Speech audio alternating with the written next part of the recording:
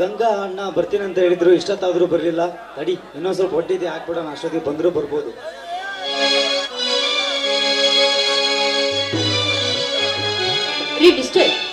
ಇಲ್ಲಿ ಈ ಊರಿನ ಶ್ರೀಮಂತ ಸಾಹುಕಾರ ಜಯರಾಜ್ ಅವರ ಜಮೀನು ಎಲ್ಲಿ ಬರುತ್ತೆ? ಜಯರಾಜ್ ಸಾಹುಕಾರ ಜಮೀನಾ? ಇದೇ ಬಾಜು ಇದೆಯಲ್ಲ, 300 ಎಕರೆ ಜಮೀನು. ಏ ಶಂಕರ್, ಏನು ನಿಲ್ಲಿ? ಏನಿದೆ ವೇಷ? ಕೈಯಲ್ಲಿ ಸಲಿಕೆ, ಹುಟ್ಟಿರೋದು ಲಪಾಟಿ. ಇದು ನಮ್ಮ ಹೊಲನೇ. ನಮ್ಮ ಅಣ್ಣ ಅದಕ್ಕೆ ಬರ್ತೆ ಅಂತ ಹೇಳಿದ್ರು, ಅದಕ್ಕೆ ಜಮೀನಲ್ಲಿ ಕೆಲಸ ಮಾಡ್ತಾ ಇದ್ದೆ. ಹೌದು, ನೀನೇನು ಶೀಲಾ? ಇದು ಕನಸ ಒಂದು ಅರ್ಥವಾಗ್ತಾ ಇಲ್ಲ. ಶಂಕರ್, ಇದೇ ನಮ್ಮೂರು. ಈ ಊರಿನ ಜಯರಾಜ್ ಸಾಹುಕಾರ ನನ್ನ ಸಂತಂಗ. ಹೌದು, ನೀನು? ಇದು ನಮ್ಮ ಊರೇ, ಇದು ನಮ್ಮ ಜಮೀನೆ. ನಮ್ಮ ಅಣ್ಣ ಅದಕ್ಕೆ ಬರ್ತೆ ಅಂದ್ರು, ಅದಕ್ಕೆ ಕೆಲಸ ಮಾಡ್ತಾ ಇದ್ದೆ. ಅಬ್ಬಾ, ಎಂತ ಆಶ್ಚರ್ಯ ನೋಡ್ತೀಯ ಶಂಕರ್. ನಮ್ಮಿಬ್ಬರದ್ದು ಒಂದೇ ಊರಾದ್ರೂ ಗೊತ್ತೇ ಆಗ್ಲಿಲ್ಲ ನೋಡು. ಆದ್ರೂ ನಮ್ಮ ಪ್ರೀತಿ ಮುರ್ದೆ ಬಿಡ್ತು ಅಂತ ಅಂದುಕೊಂಡಿದ್ವು. ಆದ್ರೆ ಆ ದೇವ್ರು ಮತ್ತೆ ನಮ್ಮನ್ನ ಒಟ್ಟುಗೂಡಿಸಿದ. I love you Shankar, I love. ಪ್ರೀತಿ ಮುಂದುವರಿಯೋದಿಲ್ಲ ಶೀಲಾ. ಏ ಶಂಕರ್, ಏನ್ ಮಾತನಾಡ್ತಿರುವೆ? ನಮ್ಮ ಪ್ರೀತಿ ಬಗ್ಗೆ ಏನೇನು ಆಸೆ, ಎಷ್ಟೆಷ್ಟು ಕನಸು ಅಂತ ಗೊತ್ತಲ್ಲ ನಿಮಗೆ? ಹೌದು ಶೀಲಾ, ಕಟ್ಟಿಕೊಂಡಿದ್ದೆ ನಿಜ. ಅಂದು ನಾನು ಯಾರಂತ ಗೊತ್ತಿರಲಿಲ್ಲ, ನೀನು ಯಾರಂತ ಗೊತ್ತಿರಲಿಲ್ಲ. ಆ ನಿಸರ್ಗವು ನಮ್ಮಿಬ್ಬರ ಪ್ರೀತಿಗೆ ಮೆಲ್ಲನಾಡಿತ್ತು. ಇಂದು ನೀ ಶ್ರೀಮಂತ ಮನೆತನದ ಸುಕನ್ಯಾಮಣಿ, ಮೇಲಾಗಿ ಊರಿನ ಯುವರಾಣಿ. ಅರಮನೆಯಲ್ಲಿ ಕಾಲ ಕಳೆಯಬೇಕಾದ ನೀನು ಬಡವನ ಗುಡಿಸಲಿಗೆ ಅದು ಹೇಗೆ ಕಾಲಿಡುವೆ? ಅದಕ್ಕೆ ಸಾಧ್ಯವಿಲ್ಲ ಶೀಲಾ, ಸಾಧ್ಯವಿಲ್ಲ. ಅಂದ್ರೆ ನಿನಗೆ ನನ್ನನ್ನು ಸಾಕ್ಲಿಕ್ಕೆ ಆಗೋದಿಲ್ಲ ಅಂತ ನೇರವಾಗಿ ಹೇಳ್ತಾ ಇದೀಯ? ಅಷ್ಟಕ್ಕೂ ಮುಂಚೆ ನಾವಿಬ್ರು ಹೇಗಿದ್ವೋ ಹಾಗೆ ಇರೋಣ. ಸಿಟಿಯಲ್ಲಿ ನನಗೆ ಯಾವ ಶ್ರೀಮಂತಿಕೆನೂ ಬೇಡ, ಆಸ್ತಿನೂ ಬೇಡ. ಈಗಲೇ ಹೋಗ್ಬಿಡೋಣ, ನಡೀಶ್. ಇಲ್ಲ ಶೀಲಾ, ಮಾಮೂಲಿ ರೈತನ ತಮ್ಮ, ಮೇಲಾಗಿ ನೌಕರೇ ಬೇರೆ ಇಲ್ಲ. ಮನೆಯಲ್ಲಿ ಹಿಂಡಿ ರೊಟ್ಟಿ ತಿಂದು ಬದುಕುವ ಜನ ನಾವು. ಅಂದಾಗ ಸಿರಿ ಸಂಪತ್ತಲ್ಲಿ ಬೆಳೆದ ನಿನ್ನನ್ನು ನರಕಕ್ಕೆ ತಂದು ಹಾಕಿದರೆ ಆ ಪಾಪ ನನ್ನನ್ನು ತಟ್ಟಿದೆ ಬಿಟ್ಟಿದ್ದೆ ಶೀಲಾ. ಛೇ, ಅದೆಂದಿಗೂ ಸಾಧ್ಯವಿಲ್ಲ ಶೀಲಾ. ರವಿಶಂಕರ್, ಇದೀಗ ತಾನೇ ನಮ್ಮಿಬ್ಬರ ಬಿಗಾ ಮುಗ್ದಿದೆ. ಹೇಗೋ ನಮ್ಮಿಬ್ಬರಿಗೂ ನೌಕರಿ ಆಯ್ತಲ್ಲ. ನಾನು ಮೇಲು, ನೀನು ಕೀಳು ಅನ್ನೋ ಭ್ರಮೆನೇ ಇರೋದಿಲ್ಲ. ಏನಿದೆಯಾ ಶೀಲಾ? ಆದ್ರೂ ನೀನ್ ಅಣ್ಣ ಈ ನಮ್ಮಿಬ್ಬರ ಪ್ರೀತಿಗೆ ಬೆಲೆ ಕೊಡುವನೆಂಬುದನ್ನು ಮೊದಲು ಅರಿ. ಯಾಕಂದ್ರೆ ಹಣ ಇಲ್ಲದವರನ್ನು ಕೀಳಾಗಿ ನೋಡುವ ಮನುಷ್ಯ ನಿನ್ನಣ್ಣ. ಸ್ವಲ್ಪ ವಿಚಾರ ಮಾಡು ಶೀಲಾ. ಆ ಕೆಲಸವನ್ನ ನನಗ್ ಬಿಡ ಶಂಕರ್. ತಡ ಯಾಕೆ ಮಾಡುವಿ? ಈ ಹಸಿರು ಬಡಸಿರಿಯಲ್ಲಿ ಕಣ್ಣಾಗಿ ತೋಗಿ ಹತ್ತಿರ ಸೇರಿಸಿ ಮಿಲನವನ್ನ ಅನುಭವಿಸಿದಂತೆ ಭಾಸವಾಗ್ತಾ ಇದೆ. ತಡ ಯಾಕೆ ಮಾಡುವೆ? ಕೈಗೂಡಿಸುವ ಒಂದು ಗಾನವ.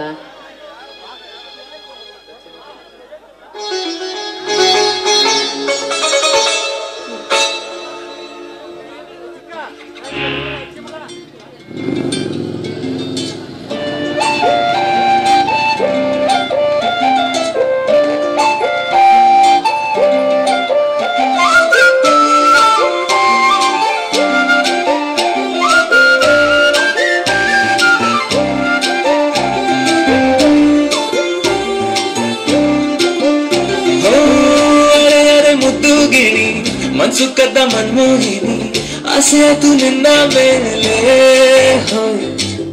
ಕೋಲಾರದ ಹಟ್ಟಿ ಗಣಿ ಕೋಗಿಲದು ನನ್ನ ಧ್ವನಿ, ಕಾಳಿದಾಸ ಕಾವ್ಯ ನೀನೇ.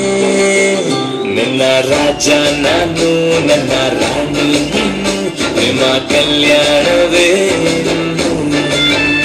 ನಿನ್ನ ರಾಜ ನಾನು, ನನ್ನ ರಾಣಿ ನೀನು, ಪ್ರೇಮ ಕಲ್ಯಾಣವೇ.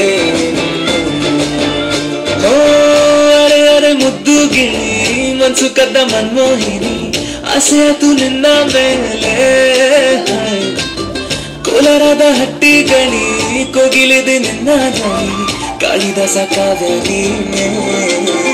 ನಿನ್ನ ರಾಜ ನಾನು, ನನ್ನ ರಾಣಿ ನೀನು, ಪ್ರೇಮ ಕಲ್ಯಾಣವೇ. ನಿನ್ನ ರಾಜ ನಾನು, ನನ್ನ ರಾಣಿ ನೀನು, ಪ್ರೇಮ ಕಲ್ಯಾಣವೇ.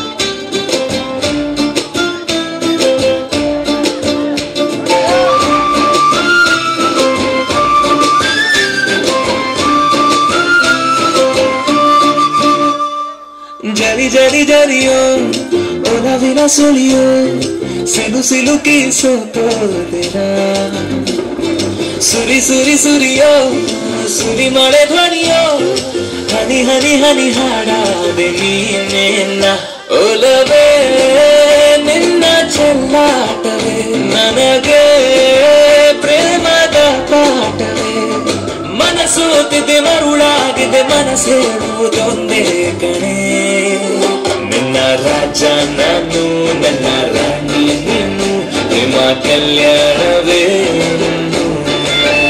ನಿನ್ನ ರಾಜ ನಾನು ನನ್ನ ರಾಣಿ ನೀನು ಪ್ರೇಮ ಕಲ್ಯಾಣವೇ ಓರೆ ಮುದ್ದು ಗಿಣಿ ಮನ್ಸು ಕದ್ದ ಮನ್ಮೋಹಿನಿ ಆಸೆ ಆಯ್ತು ನಿನ್ನ ಮೇಲೆ ಕೋಲಾರದ ಹಟ್ಟಿ ಗಣಿ ಕೋಗಿಲಿದೆ ನಿನ್ನ ಧ್ವನಿ ಕಾಳಿದಾಸ ಕಾವ್ಯ ನೀನೇ ನಿನ್ನ ರಾಮ ನಾನು ನನ್ನ ಸೀತೆ ನೀನು ಪ್ರೇಮ ಕಲ್ಯಾಣವೇ ನಿನ್ನ ರಾಮ ನಾನು ನನ್ನ ಸೀತೆ ನೀನು ಪ್ರೇಮ ಕಲ್ಯಾಣವೇ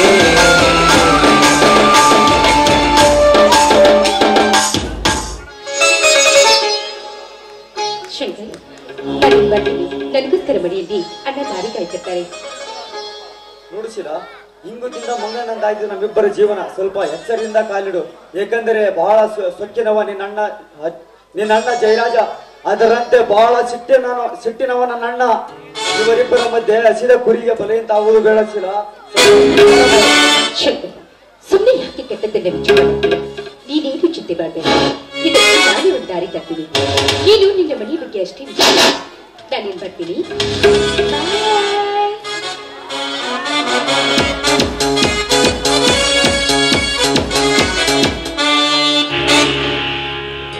ಶಿಲ ನನ್ನ ಸತಿಯಾಗಿ ಬರುವುದನ್ನು ಒಪ್ಪುವರೆ ನನ್ನ ಮನೆಯಲ್ಲಿ. ಅದರಲ್ಲೂ ದೊಡ್ಡಣ್ಣನಾದ ಅರ್ಜುನ ತನ್ನ ಮದುವೆಗೆ ಮುಂಚೆ ನನ್ನ ಮದುವೆಗೆ ಒಪ್ಪುವನೆ ಅಂದಾಗ ನನ್ನ ಪ್ರೀತಿ ವಿಚಾರವನ್ನು ಹೇಗೆ ತಿಳಿಸಲಿ? ಇರಲಿ, ಒಂದು ಸಮಯ ನೋಡಿ ತಿಳಿಸಿದ್ರಾಯ್ತು.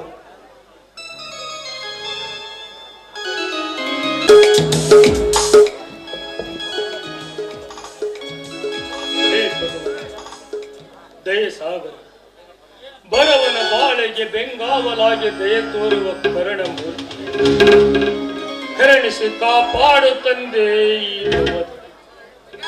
ವಯಸ್ಸಿಗೆ ಬಂದ ತಮ್ಮಂದಿರ ಮದುವೆ ಚಿಂತೆಯಲ್ಲಿ ಚಿತಿಯಾಗಿ ಹೋಗುತ್ತಿದೆ ನನ್ನ ಸರಿ. ಹುಟ್ಟಿಸಿದ ದೇವರು ಹುಲ್ಲು ಮೇಸಲಾರೆ ಎಂಬ ದೊಡ್ಡ ತತ್ವಕ್ಕೆ ಆಕೆಯಾಗಿ ಖಡ್ಡನಾಗಿ ಬಿಟ್ಟೆ.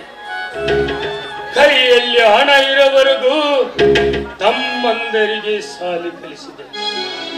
ಕಲತೆ ಕಂಬದಂತೆ ನಿಂತಿರುವ ತಮ್ಮಂದಿರ ಮದುವೆ ಮಾಡಬಾರ ನನ್ನದಲ್ಲವೇ? ಈಗ ನನ್ನ ತಮ್ಮ ಅರ್ಜುನನಿಗೆ ನನ್ನ ಅಕ್ಕನ ಮಗಳಾದ ಗಂಗಮ್ಮನನ್ನು ಕೊಟ್ಟು ಮದುವೆ ಮಾಡಬೇಕು. ಇನ್ನು ನನ್ನ ಕಿರಿಯ ತಮ್ಮ ಶಂಕರನಿಗೆ ಎಲ್ಲಿಂದಾದರೂ ಒಂದು ಬಡವರ ಮನೆ ಹೆಣ್ಣನ್ನು ತೆಗೆದು ಅವರಿಬ್ಬರು ಮದುವೆ ಮಾಡಬೇಕು.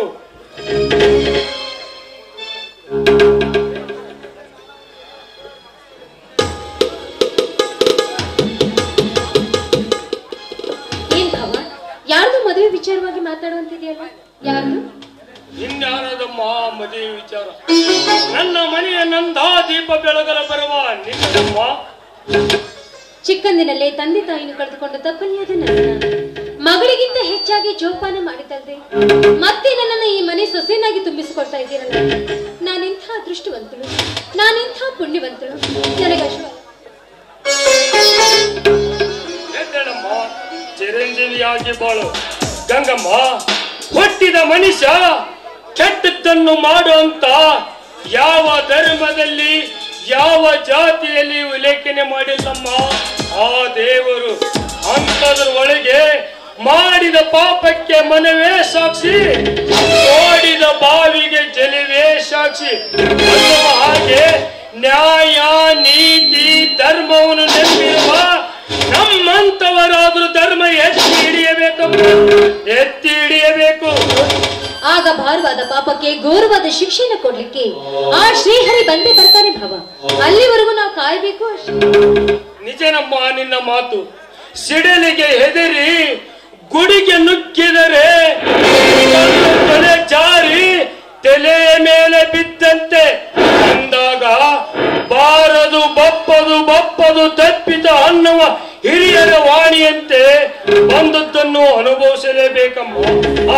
ಗಂಗಮ್ಮ, ನಿನಗೆ ಅರ್ಜುನ ಮಾವ ಒಪ್ಪಿಗೆ ತಾನೆ? ಮಾವ, ಹೂವಿನ ಜೊತೆಯಲ್ಲಿ ನಾರೂ ಸ್ವರ್ಗ ಸೇರಿತು ಎನ್ನುವ ಹಾಗೆ, ಕೋಟಿ ವಿದ್ಯೆಗಿಂತ ಮೇಟಿ ವಿದ್ಯೆ ಮೇಲು ಎನ್ನುವ ಹಾಗೆ, ನನ್ನ ಮಾವನ ಸತಿಯಾಗಬೇಕಾದ್ರೆ ಕೋಟಿ ಜನ್ಮದ ಪುಣ್ಯ ಮಾಡಬೇಕು.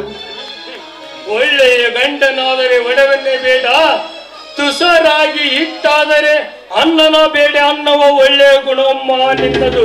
ಗಂಗಮ್ಮ, ನಾರಿ ಇಲ್ಲದ ಮನೆ ಇಲ್ಲ, ಕೆರೆ ಇಲ್ಲದ ಊರಿಲ್ಲ, ಹತ್ತಿದ ನಮ್ಮ ಮನೆಗೆ ಬಂದ ಬಂಗಾರದ ಕಳಸವಮ್ಮ ನೀನು, ಬಂಗಾರದ ಕಳಸ.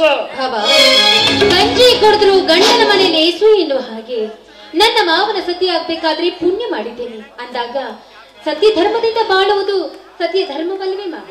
ನೋಡಮ್ಮ, ಶಾನಭೋಗರ ಗುಣ ಲೆಕ್ಕದಲ್ಲಿ ನೋಡು, ಮಾನವಂತರ ಮನೆಯ ಹೆಣ್ಣಿನ ಗುಣ ನಡತೆಯಲ್ಲಿ ನೋಡು ಅಂತ ಹೇಳಿದ್ದಾರೆ ಬಲ್ಲವರು.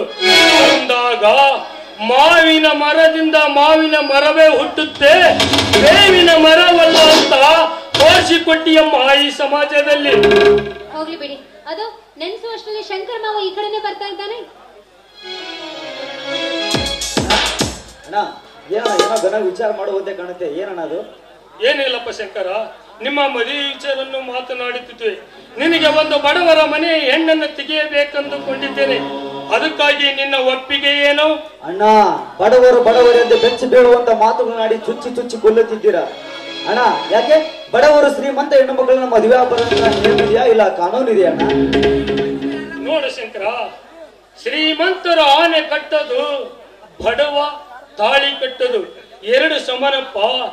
ಈಗಿರುವಾಗ ಆ ಕೋಶಕ್ಕೆ ಏಣಿ ಹಾಕುವುದು, ಬೆಂಕಿಗೆ ಮುತ್ತು ಕೊಡುವುದು ನಮ್ಮಿಂದ ಸಾಧ್ಯವೇ? ಅದಕ್ಕೆ ದೊಡ್ಡವರು ಹೇಳಿದ್ದಾರೆ, ಹಾಸಿಗೆ ಇದ್ದಷ್ಟು ಕಾಲು ಚಾಚು ಅಂತ. ನಿಮ್ಮ ಮಾತನ್ನ ಕೇಳಿ ನಾನು ಮೂರ್ಖನಾಗಲಾರೆ ಅಣ್ಣ. ನನ್ನ ಮದುವೆ ವಿಚಾರದಲ್ಲಿ ನಾನು ಒಂದು ತೀರ್ಮಾನಕ್ಕೆ ಬಂದಿದ್ದೇನಣ್ಣ. ಈ ಊರಿನ ಹಗರ್ಭ ಶ್ರೀಮಂತ ಜಯರಾಜ ಅವಳ ತಂಗಿ ಇರುವಳಲ್ಲ ಶೀಲಾ, ಅವಳು ನಾನು ಕಾಲೇಜಿನಲ್ಲೇ ಪ್ರೀತಿಸ್ತಾ ಇದ್ವಿ. ಇಂದು ಮದುವೆ ಮಾಡ್ಕೊಡ್ಬೇಕಂತ ಅನ್ಕೊಂಡಿದ್ದೇನಣ್ಣ.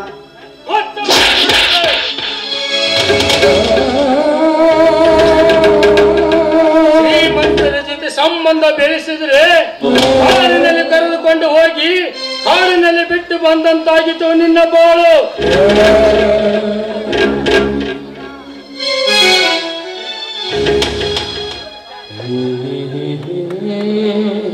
ಏನೇನ ಶಾಂತಿಯ ದೇಗುಲದಲ್ಲಿ ಕ್ರಾಂತಿಯ ಕಲರ ಏನಾಗಿದೆ? ಯಾಕೆ ರೋಷಾವೇಶದ ಮಾತುಗಳು? ನೀನಾದ್ರೂ ಹೇಳು, ಏನಾಯ್ತು? ಅದು ಏನಾಯ್ತು ಅಂತಂದ್ರೆ, ಅದು ಏನಿಲ್ಲ ಅರ್ಜುನ, ನಿಮ್ಮ ಇಬ್ಬರಿಗೂ ಮದುವೆ ಮಾಡಬೇಕೆಂದುಕೊಂಡಿದ್ದೇನೆ. ಅದಕ್ಕೆ ತಾಯಿ ಇಲ್ಲದ ನನ್ನ ಅಕ್ಕನ ಮಗಳಾದ ಗಂಗಮ್ಮನನ್ನು ನಿನಗೆ ತೆಗೆದುಕೊಳ್ಳಬೇಕೆಂದುಕೊಂಡಿದ್ದೇನೆ. ಅದಕ್ಕಾಗಿ ನಿನ್ನ ಒಪ್ಪಿಗೆ ಏನು? ಅಣ್ಣ, ತಂದೆ ತಾಯಿಗಳಿಲ್ಲದೆ ನಮ್ಮಬ್ಬರನ್ನು ತಂದು ಎತ್ತಿ ಜೋಪಾನ ಮಾಡಿದ ದೇವರು ನೀವು. ನಿಮ್ಮೆದುರಿಗೆ ನಿಂತು ಒಪ್ಪಿಗೆ ಕೊಡುವಷ್ಟು ದೊಡ್ಡ ವ್ಯಕ್ತಿ ನಾನು. ಅತ್ತವ ಕೊಡುವ ಅಮೃತಕ್ಕಿಂತ ಹೆತ್ತವ ಕೊಡುವ ಅಂಬಲಿನೇ ಲೇಸು ಅನ್ನುವನನ್ನ ಈ ನಿನ್ನ ತಮ್ಮ ಅರ್ಜುನ. ನೀನು ಯಾರನ್ನಾದ್ರೂ ತೋರಿಸಿ ಇಂಥವಳ ಕೊರಳಿಗೆ ನೀನು ತಾಳಿ ಕಟ್ಟಪ್ಪಣೆ ಮಾಡಿದ್ರೆ ಸಾಕು, ಧಾರಾಳವಾಗಿ ಕಣ್ಮುಚ್ಚಿಕೊಂಡು ತಾಳಿ ಕಟ್ತೀರಿಣ. ಈ ನಿನ್ನ ತಮ್ಮ ಅರ್ಜುನನ ಮೇಲೆ ಸಂದೇಹ ಬೇಡ, ಸಂದೇಹ ಬೇಡ. ಸಾರ್ಥಕವಾಯ್ತಪ್ಪ, ನಿನ್ನಂತ ತಮ್ಮನನ್ನು ಪಡೆದ ನನ್ನ ಜನ್ಮ. ಅರ್ಜುನ, ತುಂಬಿದ ಕೊಡ ತುಳುಕುವುದಿಲ್ಲ ಅಂತ ತೋರಿಸಿಕೊಟ್ಟು ಈ ಸಮಾಜದಲ್ಲಿರುವ ನನ್ನಂತ ಹಿರಿಯ ಅಣ್ಣಂದರಿಗೆ ನೋಡು ನೋಡು, ನಿನ್ನ ಅಣ್ಣನಿಂದಾದ್ರೂ ನೋಡಿ ಕಲಿತುಕೋ, ಆವಾಗಲಾದ್ರೂ ಬುದ್ಧಿ ಬರುತ್ತಿದೆ ನಿನ್ನ ಜನ್ಮಕ್ಕೆ. ಹೋಗ್ಲಿ ಬಿಡು ಬಾಬು, ಅವನನ್ನು ಬೇಕಂತ ಮಾತಾಡ್ಲಿಲ್ಲ.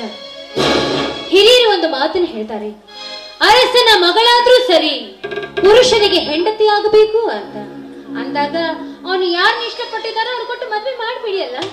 ಗಂಗಮ್ಮ, ಬಡವನ ಅತಿ ಆಸೆ ಗತಿಗಿಡಿಸಿತಂತೆ. ಮನೆಗೆ ಬರುವ ಹೆಣ್ಣಿನ ಗುಣವು ಪುರುಷನ ಪುಣ್ಯಂತೆ, ನಾರಿ ಭಾಗ್ಯದಲ್ಲಿರ್ತಾಳಂತೆ. ಅದಕ್ಕೆ ಮನೆಗೆ ಬರುವ ಹೆಣ್ಣು ನಾರಿ ಆಗಿ ಇರಬೇಕೇ ವಿನ ಮಾರಿ ಆಗಬಾರದಮ್ಮ, ಮಾರಿ ಆಗಬಾರದು. ಹೋಗ್ಲಿ ಬಿಡೋಣ. ಶಂಕರ್ ಎಷ್ಟೇ ಆದ್ರೂ ನಮ್ಮಿಬ್ಬರ ಮುದ್ದಿನ ತಮ್ಮ. ಅವನ್ ಎಂತ ಹುಡುಗಿಯನ್ನು ಇಷ್ಟಪಟ್ಟಿದ್ದಾನ, ಅಂಥವಳನ್ನೇ ತಂದು ಈ ಮನೆ ತುಂಬಿಸೋಣ. ಅಣ್ಣ, ಇಂದಿನ ಕಾಲದಲ್ಲಿ ಪ್ರೀತಿ ಅಂದ್ರ ಒಂದು ತರ ಪ್ಯಾಷನ್ ಆಗಿದೆ ಅಣ್ಣ.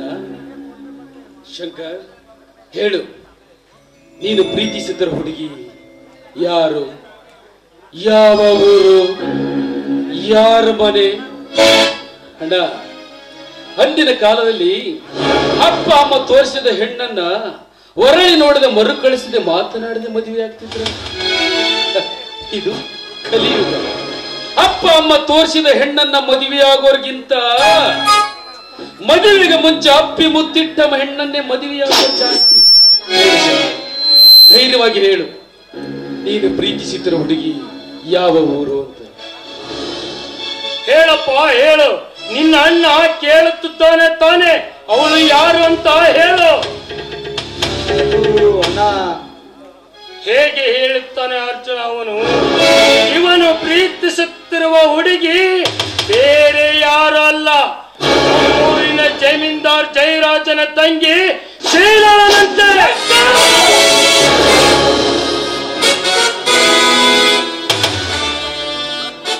ಇದೇನು ಶ್ರೀಮಂತಿಕೆಯ ಸಂಪತ್ತಿಗೆಯೋ ಇಲ್ಲ ಬಡತನದ ಬೇಗೆಯಲ್ಲಿ ನೊಂದು ಬೆಂದು ಬಳಲುತ್ತಿರುವ ನಿನ್ನ ಹುಚ್ಚು ಭ್ರಮೆಗೆ?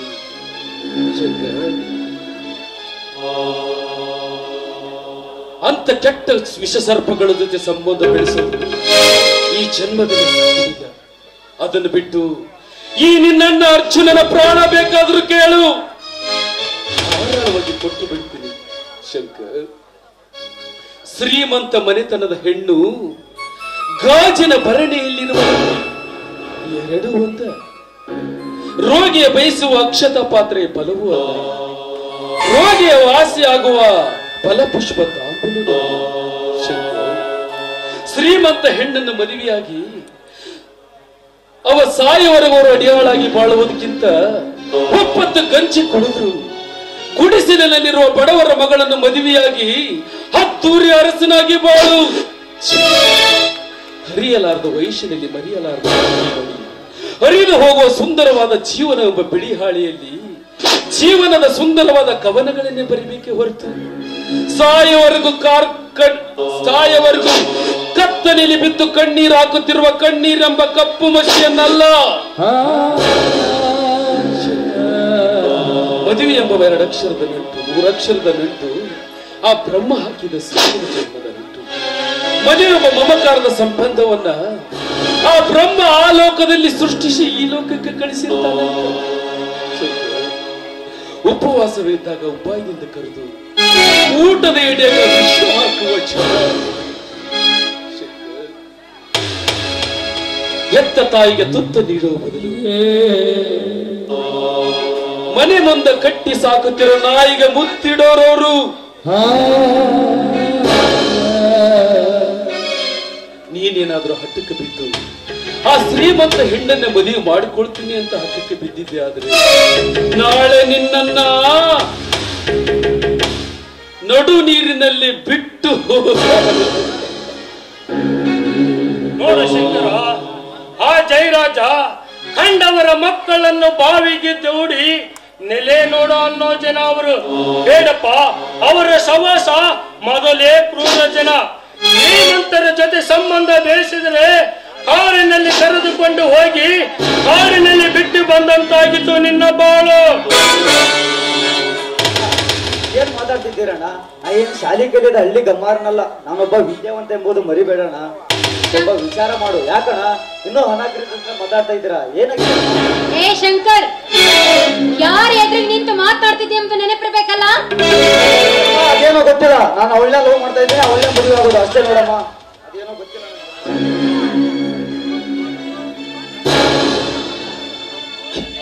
ನೋಡಿದೀಯ ಅರ್ಜುನ, ನಿನ್ನ ತಮ್ಮನ ಸೊಕ್ಕಿನ ಮಾತುಗಳನ್ನು ಪ್ರೀತಿಯ ಹುಚ್ಚು ನೆತ್ತಿಗೇರಿಸಿಕೊಂಡು ಹಿರಿಯರೆಂಬುವುದನ್ನು ಮರೆತು ಮಂಗನಂತೆ ಮಾತನಾಡುತ್ತಿದ್ದಾನೆ ನಿನ್ನ ನೆಚ್ಚಿನ ತಮ್ಮ. ಹೆಣ್ಣಿನಿಂದ ಕೌರವ ಕೆಟ್ಟ, ಮಣ್ಣಿನಿಂದ ರಾವಣ ಕೆಟ್ಟ ಅನ್ನುವ ರೀತಿ ಎಲ್ಲಿಗೆ ಹೋಗಿ ನಿಲ್ಲುತ್ತೋ ಶಿವನೇ ಬಲ್ಲ.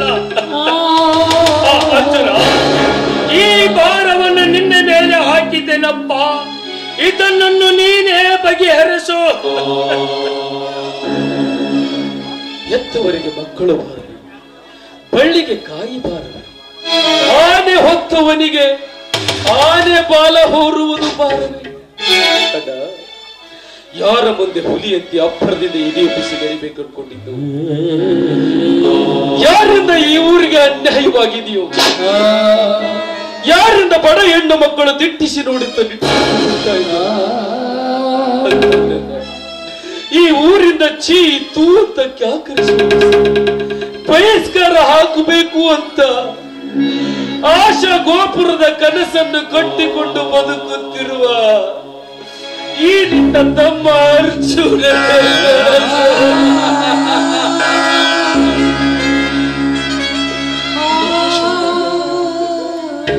ಅರ್ಜುನರಾಗಿ ಹೋಯ್ತು. ಆಕಾಶದಲ್ಲಿ ಹಾರಾಡುತ್ತಿರುವ ರೆಕ್ಕೆ ಪುಕ್ಕವನ್ನು ಕತ್ತರಿಸಿ ಬಹುದಿನದ ಆಶೆಯನ್ನು ಹೊತ್ತುಕೊಂಡು ಈ ನಿನ್ನ ತಮ್ಮನ ಕೈಗಳನ್ನು, ಈ ನನ್ನ ಮುದ್ದಿನ ತಮ್ಮ ಶಂಕರ್ ಪ್ರೀತಿ ಪ್ರೇಮ ಎಂಬ ಬಂಧನದಿಂದ ಈ ನನ್ನ ಕೈಗಳನ್ನ ಕಟ್ಟಿ ಹಾಕಿಬಿಟ್ಟ.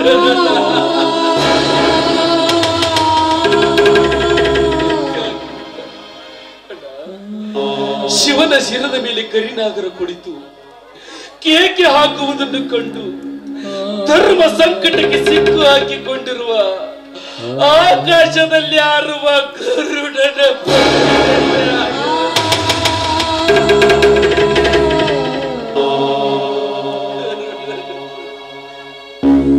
ಸಮಾಧಾನ ಮಾಡ್ಕೆ ಅರ್ಜುನ, ಸಮಾಧಾನ ಮಾಡ್ಕೆ. ಹೀಗೆ ನಾವು ಏನೇ ಹೇಳಿದರೂ ಕೇಳುವ ಸ್ಥಿತಿಗೆ ಅವನಿಲ್ಲ. ನೋಡು ಅರ್ಜುನ, ಮುತ್ತು ಕೊಡುವಳು ಬಂದಾಗ ತುತ್ತು ಕೊಟ್ಟು ಬೆಳೆಸಿದವರು ಲೆಕ್ಕಕ್ಕೆ ಇಲ್ಲ. ಅಂದರೆ ನಮ್ಮ ಮಾತು ಹೇಗೆ ಕೇಳುವನು? ಮೀಸೆ ಬಂದ ಮೇಲೆ ಮೂಗು ಯಾರಿಗೆ ತಾನೇ ನೆನಪಾಗುತ್ತೆ? ಹಾಗೆ ಹೆಣ್ಣಿನ ತೋಳೆ ತೆಕ್ಕಿಯಲ್ಲಿ ಬಿದ್ದವನಿಗೆ ಬುದ್ಧಿ ಹೇಳುವುದು ಒಂದೇ, ಗಲ್ಲಿನ ಮೇಲೆ ನೀರು ಸುರಿಯುವುದು ಎರಡು ಒಂದೇ. ಅದಕ್ಕೇನಪ್ಪ ಹಿರಿಯ ಅಣ್ಣನಿಗೆ ಹೊರೆ ತಪ್ಪಿದ್ದಲ್ಲ ಅಂತ.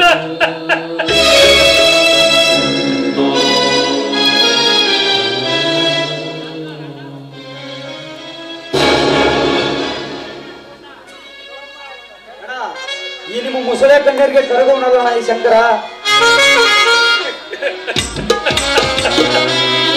ಮುಸುಳೆ ಕಣ್ಣೀರ್ ನೋಡಿದೀಯ ಅರ್ಜುನ? ನಿನ್ನ ತಮ್ಮ ಹೇಗೆ ಮಾತನಾಡಿ ಹೋದ? ಆಯ್ತಪ್ಪ, ಅವನ ಇಷ್ಟದಂತೆ ಆಗಲಿ.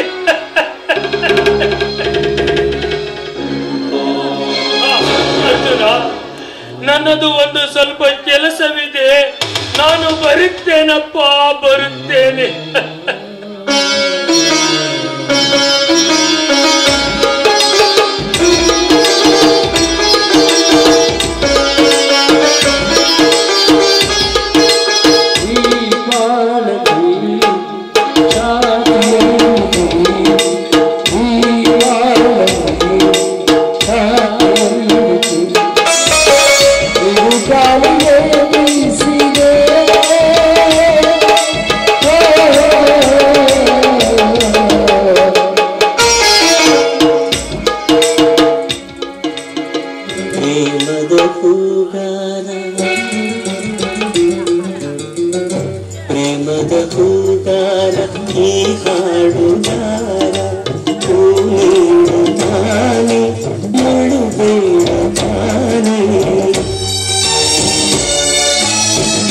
ಬೆಲ್ಲದ ಬಣಗಾರ ಈ ಹಾಡುಗಾರ ಸಿಹಿ ನೀಡುತ್ತಾನೆ ಕಹಿ ಕೇಳುತ್ತಾನೆ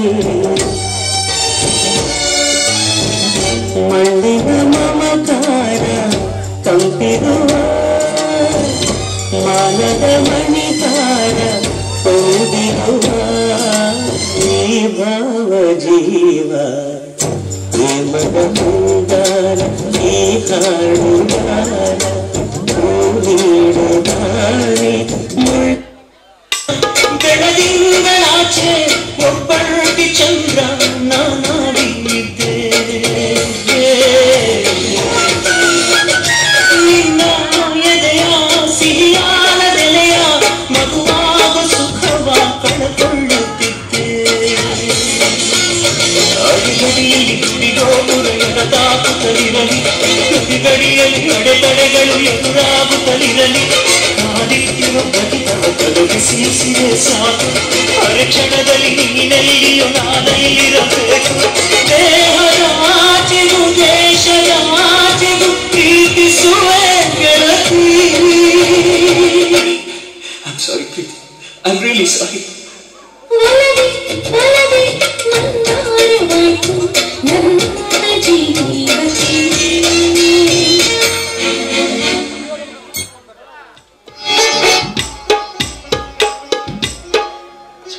ಎಂತ ವಿಚಿತ್ರ ಒಂದೇ ಕರುಳು ಬಳ್ಳಿಯಲ್ಲಿ ಒಂದೇ ರಕ್ತ ಹಂಚಿಕೊಂಡು ಒಡ ಹುಟ್ಟಿದ ನನ್ನ ತಮ್ಮ ದೇವ ಮಾನವನಾದ ನನ್ನ ಅಣ್ಣನ ಮಾತಿಗೆ ಮನ್ನಣೆ ಕೊಡದೆ ಹೋದನಲ್ಲ ವಿಚಿತ್ರ.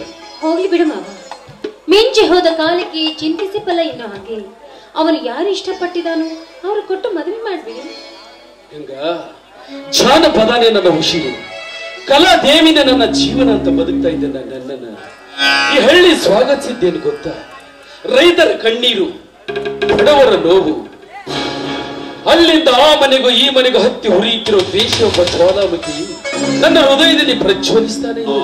ಇಲ್ಲಿಗಲ್ಲ ಒಬ್ಬರನ್ನ ಪ್ರೀತಿಸಿ ಮತ್ತೊಬ್ಬರನ್ನ ಜೊತೆ ಹೋಗಿ ಜೀವನ ಮಾಡುವ ಹೆಣ್ಣುಗಳು ತುಂಬಿಕೊಂಡಿರುವ ಪ್ರಪಂಚದಲ್ಲಿ ಈ ಪ್ರೀತಿ ಪ್ರೇಮ ಎಂಬ ವಿಚಾರದಲ್ಲಿ ನನ್ನ ಅಣ್ಣನ ಮಾತಿಗೆ ಈ ಮದುವೆ ವಿಚಾರದಲ್ಲಿ ನಿನ್ನ ಒಪ್ಪಿಗೆ ಅಂತ ಕೇಳ್ತಿದ್ದೀರಲ್ಲ ಮಾವ, ಒಪ್ಪಿಗೆ ಒಪ್ಪನ್ನ ಒಪ್ಪಿ ನನ್ನ ಕತ್ತನ್ನ ನಿಮ್ಮ ಕೈಯಲ್ಲಿ ಕೊಟ್ಟು ನನ್ನ ಕೊಳಗೆ ತಾಳಿ ಕಟ್ಟಿಸಿಕೊಂಡಾಗ್ಲಿ ನನ್ನ ಮನಸ್ಸಿಗೆ ಸಮಾಧಾನ, ನನಗೆ ಆಶೀರ್ವಾದ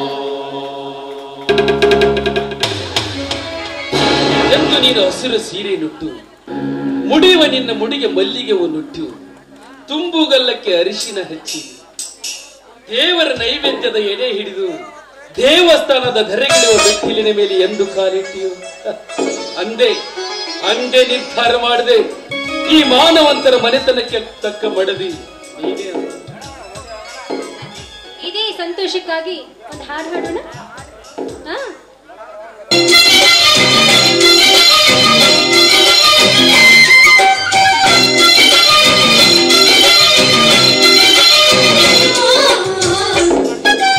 ಮಲೆನಾಡಿನ ಮಿಂಚಿನಬಳ್ಳಿ ಸಹ್ಯಾದ್ರಿಯ ಸಂಗಮದಲ್ಲಿ ಹೊಸತನ ತೋರಿದಳು ಜೋಗದ ಸಿರಿಯ ಬಳಿ, ಹೊಸತನ ತೋರಿದಳು ಜೋಗದ ಸಿರಿಯವಳು. ಮಲೆನಾಡಿನ ಮಿಂಚಿನ ಬಳ್ಳಿ ಸಹ್ಯಾದ್ರಿಯ ಸಂಗಮದಲ್ಲಿ ಚೆಲುವನ ವರಿಸಿದಳು ಒಲವನು ಸುರಿಸಿದಳು, ಚೆಲುವನ ವರಿಸಿದಳು ಒಲವನು ಸುರಿಸಿದಳು.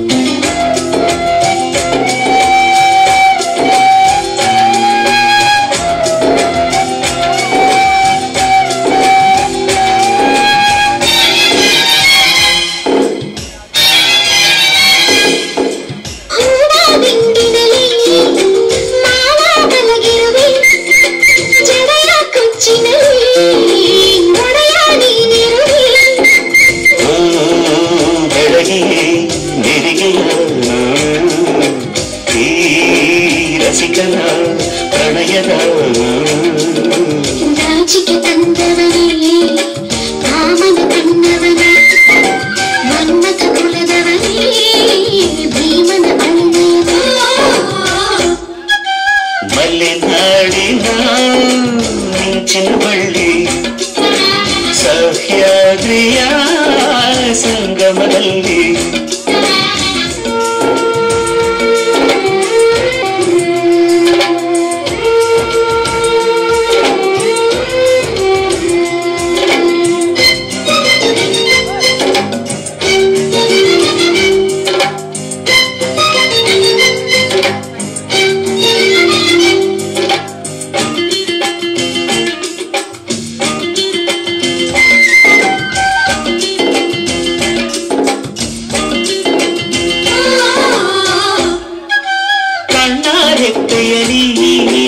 ನಿನ್ನ ಮುಚ್ಚಿಡುವೆ ಜೀವ ಬುದ್ಧಿಯಲ್ಲಿ ದಿನವೂ ತುತ್ತಿಡುವೆ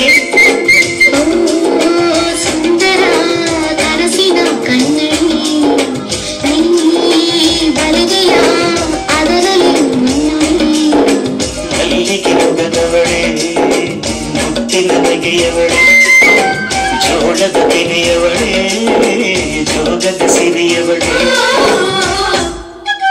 ಮಲೆನಾಡಿನ ಮಿಂಚಿನ ಬಳ್ಳಿ ಸಹ್ಯಾದ್ರಿಯ ಸಂಗಮದಲ್ಲಿ